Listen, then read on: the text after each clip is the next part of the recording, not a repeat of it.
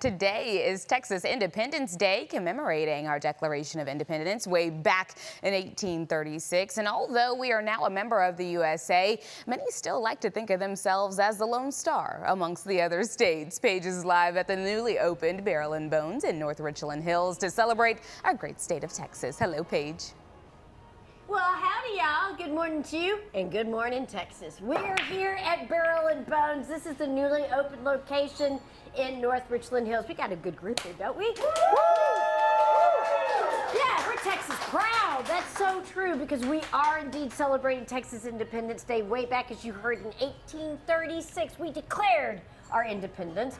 It didn't last too long. We're now part of the old red, white, and blue of the United States of America, but we kind of still have a little independent blood in it. You know we got that Texan pride. We sure do. Absolutely. This is Ryan Hayes. He is with Barrel and Bones and is the master behind all of these delectable, yummy, yummy things with regards to barbecue.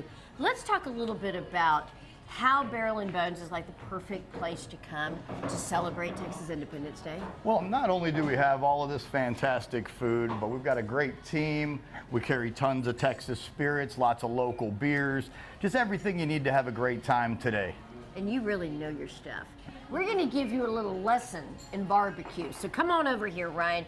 Let's take a look at this, because this is some stuff that you can do at home. If you say have, I don't know, 8 hours on you, because it takes a long time. You've got to commit to barbecue if you want some good tender barbecue. Yeah, so you know, you stop, you pick yourself up a nice brisket, a choice or a prime, and you got a little work to do. As you can see, it's kind of a fatty piece of meat, and before you get it in the smoker, you got to do some work here. So what you're going to do is start on the bottom side here. You're looking for anything that's kind of hard. We're going to trim that off.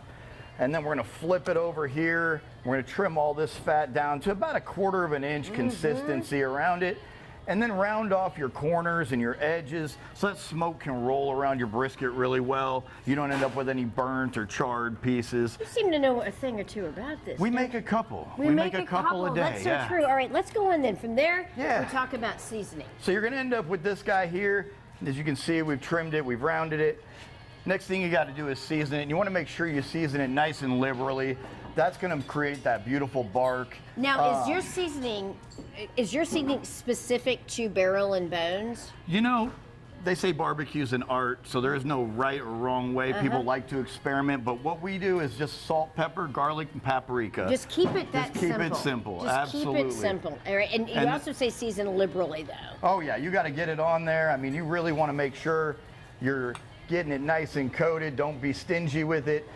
A lot of this seasoning is going to absorb into the meat as we're doing that cook. You got to remember that cook is going to be, you know, 8 to 10 hours depending on the size of your brisket. And it's all about low and slow. And also it's about the wood. There's a lot of hot sports opinions when it comes to the type of wood used to barbecue. What's the choice of Barrel and Bones? Post oak is what we use. Post oak. A lot of people use all different kinds of meats because, again, it is an art, you know, so experiment a little bit on your own. We like post oak. It gives it enough smoky flavor without being overpowering or getting bitter on you. And we've just found that that's what people like. All right, but it's so much more than just the barbecue. We're talking fixins, and boy, woo-wee, do you have some fixins. So there's our beautiful piece of meat, if you will.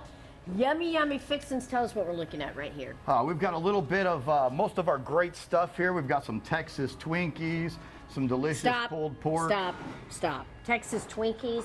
Can we please unwrap what this is about? So these guys are going to be smoked jalapenos. We've cored and seeded them to keep them from being too hot for you. We stuff them with chopped brisket, cream cheese, shredded cheese. We're going to wrap them back up in bacon, smoke them again to get that bacon crispy. And then we use a beautiful Guinness-based glaze to add a little sweetness on the front end of those. I also like your twice-baked potato salad. You got some elotes, but we only have a little bit of time left, and I want you to cut me some of that brisket. Yeah, let's get into that brisket. Come on, people. That's what we're here for. At the end of the day, it is about the barbecue. And Barrel and Bones is an all-curated menu. And one thing, too, is about the sauce. Each place has their own kind of sauce, and certainly Barrel and Bones is no different. As you're getting that beauty out for me to sample, what kind of sauce, what makes your secret sauce so special? Ours is nice and robust. It's not too sweet, not too spicy. It's kind of right in the middle of the road. But being homemade, you know, the love that's put into it really just kind of sets it apart from a lot of places. We got about 30 All right, seconds. we're going to get into this guy here. Just pulled this off the smoker.